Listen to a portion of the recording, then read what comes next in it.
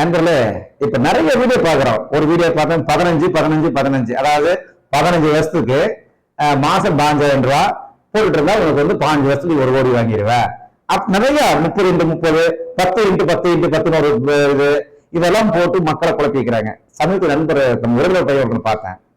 தம்பி நல்லா இருக்கிறியா, கம்மி குறையா தொழில் பண்றதுல பேசி முடிச்சதுக்கு அப்புறம் சேஃப்டி தான் பண்ணி வச்சுக்கிறியா அப்படி கேட்கும்போது பையன் வந்துட்டு நான் மாசம் 10,000 ரூபாய் எஸ்ஐபியில போடுறேன்.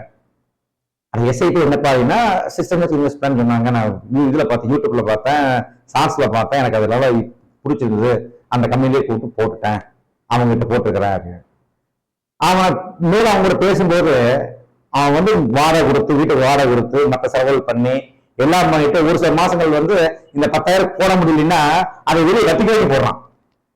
என்னடா இது பண்ற, இதுல தப்பு. சேமிப்புங்கிறது வேற, நீ முதலீடு வேற. நீ 2 கூட்டல குழப்பிட்டு நீ கடனை வாங்கி அதுக்கு வட்டி கட்டிடுவியா? அடுத்த மாசம் இந்த மாசமே உனக்கு வந்து 10,000 கட்ட முடியல, இதுக்கு ஒரு கடன் வாங்கி அதை போட்டுற.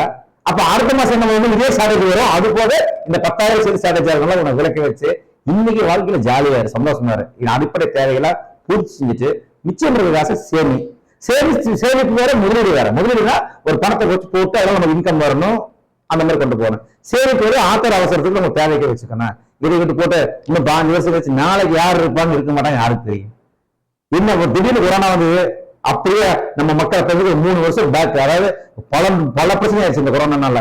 மாணவர்களுக்கு கல்வி பாதிச்சது, வேலையில பாதிச்சு, அப்புறம் 10 வருஷம் லோன் வாங்கினதுக்கு 20 வருஷம் ஆகி போச்சு. அதாவது இந்த இன்ட்ரெஸ்ட் போட்டு நிறைய பிரச்சனை இருக்கு, பண்றது இருக்கு. இது போட்டு நீங்க எப்பவோ ஒரு அமௌண்ட் வரும், பையனுக்கு வரும், பேரனுக்கு வரும்ட்டு இன்னைக்கு 5,000 ரூபாய் 10,000 ரூபாய் இன்வெஸ்ட் பண்ணி இருக்கிறதெல்லாம் தேவையில்லாத வேலை. அப்படியே அவங்க சொல்ற மாதிரி 5,000 ரூபாய் போடணும் அப்படின்னா 1,00,000 ரூபாய் மாசம் வருமானம் வந்தா மட்டும்தான் 5,000 ரூபாய் போய் ஒரு எடுத்து வச்சு அந்த எஸ்ஐபியில போட முடியும். அந்த 1,00,000 ரூபாயும் சொந்த வீட்டுல இருந்துட்டா பிரச்சனை இல்லை, ஒரு 5,000 ரூபாய் ஈஸியா போடலாம். அது வாடகை வீட்டுல இருந்துட்டா வாடகை வீடு, வாடகை கொடுக்கணும், மளிகை பொருள், மற்றபடி செலவு, மாணவர்களுக்கு படிக்கிறவங்களுக்கு ஸ்கூல் ஃபீஸ், எல்லாத்தையும் போட்டு இந்த வீடு கட்டினவங்களுக்கு லோன் வாங்கியிருப்பான், அந்த லோன் இஎம்ஐ போகும். அப்புறம் ஏதாவது தேவைகளுக்கு இஎம்ஐ போட்டிருப்பாங்க.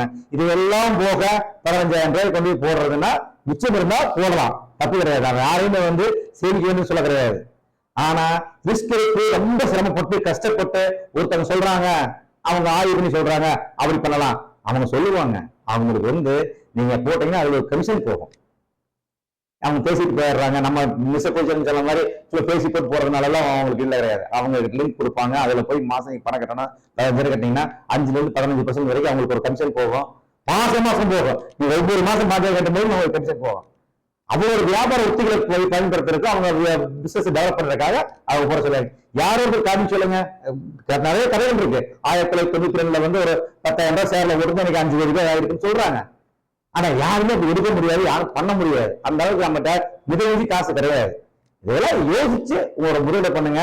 முதலீடு பண்றது மாதிரி ஒரு முதலீடா சேமிப்பான்னு நல்லா தீவிர விசாரிச்சு ஆய்வு செஞ்சு நீங்க எப்ப வேணும் எடுக்கலாமா, முடியுமா முடியாதா அப்படி எல்லாம் பார்த்து தொடர்ந்து பண்ண முடியுமா. ஒரு நீண்ட கால திட்டங்கள் போது தொடர்ந்து நம்ம செய்ய முடியுமா, நம்மளோட தொழில் பாதுகாப்பு இருக்கணும், அல்லது வேலை பாதுகாப்பாக இருக்கணும், நிரந்தர வருமானம் நம்மளுக்கு வருது. இதெல்லாம் ஆய்வு செஞ்சு அப்புறமா தலையிடுங்க.